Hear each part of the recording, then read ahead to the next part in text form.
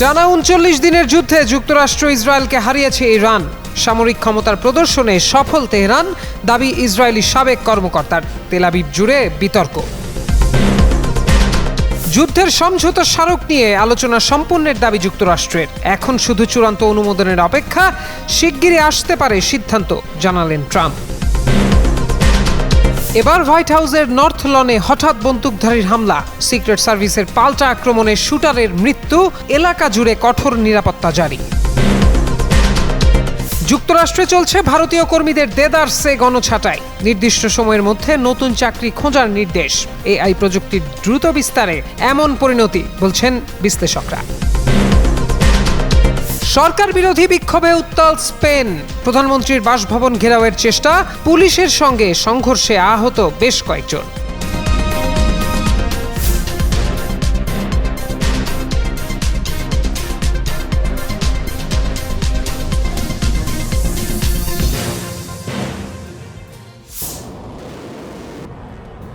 মধ্যপ্রাচ্যের যুদ্ধের ফলাফল নিয়ে যখন আন্তর্জাতিক অঙ্গনে নানা বিশ্লেষণ চলছে, ঠিক তখনই ইসরায়েলের সাবেক এক শীর্ষ নিরাপত্তা কর্মকর্তা সামনে আনলেন ভিন্নধর্মী এক মূল্যায়ন। তার দাবি, সাম্প্রতিক সংঘাতে কৌশলগতভাবে জয়ী হয়েছে ইরান।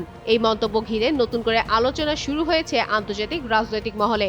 ব্রিটিশ ভিত্তিক সংবাদ মাধ্যম মিডল ইস্ট আই এর এক প্রতিবেদনে বলা হয়েছে, ইসরায়েলের সাবেক জাতীয় নিরাপত্তা পরিষদের প্রধান জিউরা আইল্যান্ড মনে করেন, এই সংঘাত যুক্তরাষ্ট্র ও ইসরায়েল উভয় দেশের জন্য কঠিন বাস্তবতা তৈরি করেছে। ইসরায়েলের চ্যানেল 12-কে দেওয়া এক সাক্ষাৎকারে তিনি বলেন, ইরান এই যুদ্ধে জিতেছে, হয়তো অল্প ব্যবধানে, কিন্তু এটাই স্পষ্ট বিজয়। আইল্যান্ডের ভাষ্য অনুযায়ী পুরো সংঘাতের সময় ইরানের নেতৃত্ব অটুট ছিল এবং দেশটি নিজেদের সামরিক ও রাজনৈতিক সক্ষমতা কার্যকরভাবে তুলে ধরতে সক্ষম হয়েছে। এতে আন্তর্জাতিক অঙ্গনে তেহরানের অবস্থান আরও শক্ত হয়েছে বলেও মনে করেন তিনি। তার মতে, এই পরিস্থিতিতে ওয়াশিংটন এখন স্পষ্ট চাপের মুখে রয়েছে। চলমান কূটনৈতিক তৎপরতার মূল লক্ষ্য এখন সংঘাত থামানো, ইরানের পারমাণবিক কর্মসূচি বন্ধ করা নয়। আইল্যান্ড এই পরিস্থিতিকে যুক্তরাষ্ট্র ও ইসরায়েল দুই দেশের জন্যই অস্বস্তিকর বলে উল্লেখ করেন। এদিকে তার এই মন্তব্য মধ্যপ্রাচ্যে চলমান ভূরাজনীতি ও শক্তির ভারসাম্য নিয়ে নতুন বিতর্কের জন্ম দিতে পারে বলে মনে করছেন আন্তর্জাতিক বিশ্লেষকরা।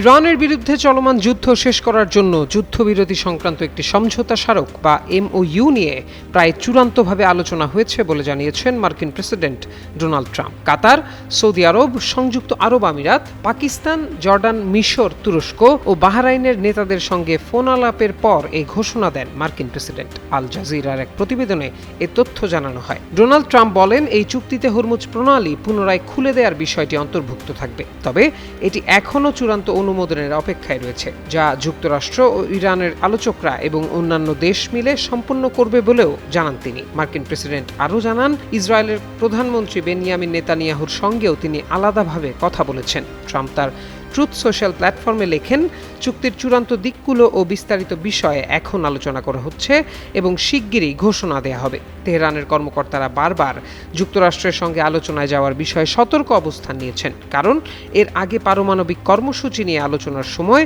যুক্তরাষ্ট্র দুইবার ইরানে সামরিক হামলা চালিয়েছিল বলে অভিযোগ রয়েছে।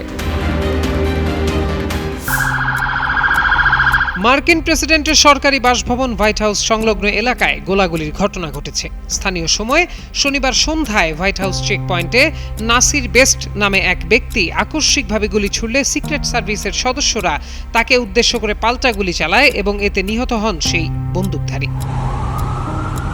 কাতার ভিত্তিক সংবাদ মাধ্যম আল জাজিরার প্রতিবেদনে বলা হয়, সন্ধ্যা 6টার পর সন্দেহভাজন নাসির ওয়াশিংটন ডিসির 17তম স্ট্রিট এবং পেনসিলভানিয়া অ্যাভিনিউয়ের সংযোগস্থলে একটি সিক্রেট সার্ভিস চেকপয়েন্টের কাছে এসে ব্যাগ থেকে একটি অস্ত্র বের করে কর্মকর্তাদের লক্ষ্য করে গুলি চালাতে শুরু করে। প্রেসিডেন্টের নিরাপত্তার দায়িত্বে থাকা ফেডারেল সংস্থা সিক্রেট সার্ভিস এক বিবৃতিতে ঘটনার সত্যতা নিশ্চিত করেছে। সিপনিল প্রাণঘাতী জীবাণুদের বিরুদ্ধেও দারুণ কার্যকর। সংস্থাটি জানায়, প্রাথমিক তদন্তে দেখা গেছে সন্দেহভাজন ব্যক্তি একটি ব্যাগে অস্ত্র লুকিয়ে রেখেছিলেন এবং চেকপয়েন্টে পৌঁছে তিনি তা বের করেন। এ সময় এজেন্টরা পাল্টা গুলি চালালে ওই ব্যক্তি গুলিবিদ্ধ হন। পরে তাকে কাছের একটি হাসপাতালে নেওয়া হলে চিকিৎসকরা মৃত ঘোষণা করেন। গুলি বিনিময়ের সময় গুলিবিদ্ধ হন এক পথচারীও, তবে তিনি সন্দেহভাজন বন্দুকধারীর গুলিতে নাকি পরবর্তী পাল্টাপাল্টি গুলির সময় আহত হয়েছেন তা এখনও নিশ্চিত করতে পারেনি কর্তৃপক্ষ। ঘটনার সময় যুক্তরাষ্ট্রের প্রেসিডেন্ট ডোনাল্ড ট্রাম্প হোয়াইট হাউসে অবস্থান করছিলেন। ঘটনার পরপরই হোয়াইট হাউস জুড়ে কঠোর নিরাপত্তা জারি করে লকডাউন ঘোষণা করা হয়। এই ঘটনায় সিক্রেট সার্ভিসের কোনো সদস্য আহত হননি।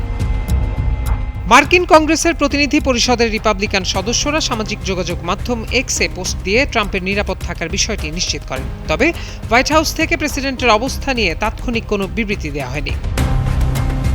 আল জাজিরার সাংবাদিক কিম্বারলি হালকেট ঘটনাস্থল থেকে জানান, হোয়াইট হাউসের নর্থ লনে 30টিরও বেশি গুলির শব্দ শোনা গেছে। এর আগে গত 26 এপ্রিল ওয়াশিংটন ডিসির একটি হোটেলে হোয়াইট হাউসের সাংবাদিকদের নৈশভোজের সময় গুলির ঘটনা ঘটে। তার 1 মাস পার না হতেই নতুন করে এই ঘটনা ঘটল। প্রত্যয় দাস, যুগান্তর নিউজ।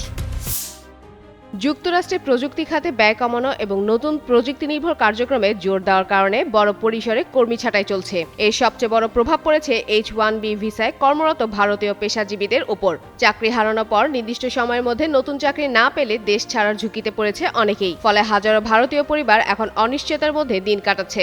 সাম্প্রতিক সময়ে যুক্তরাষ্ট্রে বিভিন্ন প্রযুক্তি প্রতিষ্ঠান কর্মী সংখ্যা কমিয়ে আনার সিদ্ধান্ত নিয়েছে। বিশেষজ্ঞরা বলছেন, কৃত্রিম বুদ্ধিমত্তা ভিত্তিক প্রযুক্তি দ্রুত বিস্তারের কারণে কর্মী চাহিদা বদলে যাচ্ছে। অনেক প্রতিষ্ঠান এখন কম জনবল দিয়ে বেশি কাজ করার কৌশল গ্রহণ করেছে। H-1B ভিসাধারীদের ক্ষেত্রে পরিস্থিতি আরও জটিল, কারণ তাদের ভিসা নিয়োগকারী প্রতিষ্ঠানের স্পন্সরশিপের সঙ্গে যুক্ত। চাকরি চলে গেলে নতুন প্রতিষ্ঠানের অধীনে দ্রুত কাজ না পেলে যুক্তরাষ্ট্রে বৈধভাবে থাকা কঠিন হয়ে পড়বে। তবে বর্তমান বাজারে নতুন চাকরি পাওয়া আগের তুলনায় অনেক কঠিন হয়ে উঠেছে। এই সংকট শুধু পেশাজীবীদের চাকরি জীবনেই নয়, প্রভাব পড়েছে তাদের পারিবারিক জীবনেও। যুক্তরাষ্ট্রে বসবাসরত অনেক ভারতীয় দীর্ঘদিন ধরে সেখানে পরিবার গড়ে স্থায়ী হওয়ার পরিকল্পনা করছিলেন, কিন্তু চলমান ছাঁটাই পরিস্থিতি সেই স্বপ্নেও অনিশ্চয়তা তৈরি করেছে। স্পেনের রাজধানী মাদ্রিদ শনিবার ছিল উত্তেজনা আর ক্ষোভে ভরা। শহরের প্রধান সড়ক জুড়ে হাজার হাজার মানুষ নেমে আসে সরকার বিরোধী বিক্ষোভে। কারো হাতে স্পেনের লাল সোনালী পতাকা, কারো হাতে লেখা আর নয়, পদত্যাগ চাই। বিকেলের দিকে পরিস্থিতি আরো উত্তপ্ত হয়ে ওঠে যখন একদল বিক্ষোভকারী প্রধানমন্ত্রী পেদ্রো সানচেসের সরকারি বাসভবন মনগ্লোয়া প্যারিসের দিকে এগিয়ে যাওয়ার চেষ্টা করে। পরিস্থিতি নিয়ন্ত্রণে নামতে হয় দাঙ্গা পুলিশকে। শুরু হয় ধাক্কাধাক্কি ও সংঘর্ষ, আর এতে অন্তত 7 জন পুলিশ সদস্য আহত হন এবং 3 জনকে আটক করা হয়। মার্চ ফর ডিগনিটি নামের এই কর্মসূচি আয়োজন করে স্প্যানিশ সিভিল সোসাইটি অ্যাসোসিয়েশন। আয়োজকদের অভিযোগ, একের পর এক দুর্নীতির অভিযোগে বর্তমান সরকারের প্রতি মানুষের আস্থা নষ্ট হয়ে গেছে। তাই তারা আগাম নির্বাচন এবং প্রধানমন্ত্রী সানচেসের পদত্যাগ দাবি করেছেন। বিক্ষোভে অংশ নেয় বিরোধী দল পিপলস পার্টি পিপি এবং কট্টর ডানপন্থী ফক্স পার্টির নেতারা। ফক্স নেতা সান্তিয়াগো আবাসকাল বলেন, সরকারের আশেপাশে এখন এমন কাউকে খুঁজে পাওয়া কঠিন যার বিরুদ্ধে কোনো গুরুতর অভিযোগ নেই। সম্প্রতি দুর্নীতির একাধিক অভিযোগ ঘিরে স্পেনের রাজনীতি অস্থির হয়ে উঠেছে। গত সপ্তাহে দেশটির একটি আদালত সাবেক সমাজতান্ত্রিক প্রধানমন্ত্রী হোসে লুইস রদ্রিগেজ জাপাতেরের বিরুদ্ধে প্রভাব খাটানো ও অর্থ পাচারের অভিযোগ তদন্তের ঘোষণা দেয়, যদিও তিনি এসব অভিযোগ অস্বীকার করেছেন। এর আগে প্রধানমন্ত্রী সানচেসের স্ত্রী বেগুনিয়া গোমেজের বিরুদ্ধেও দুর্নীতি তদন্ত শুরু হয়। তখন সানচেস সাময়িকভাবে পদত্যাগের কথা ভেবেছিলেন, তবে পরে তিনি প্রকাশ্যে বলেন তার পরিবারকে রাজনৈতিকভাবে টার্গেট করা হচ্ছে এবং এসব অভিযোগের পিছনে কট্টর ডানপন্থীদের চাপ রয়েছে। ফাতেমা ফাতেহ জান, যুগান্তর নিউজ।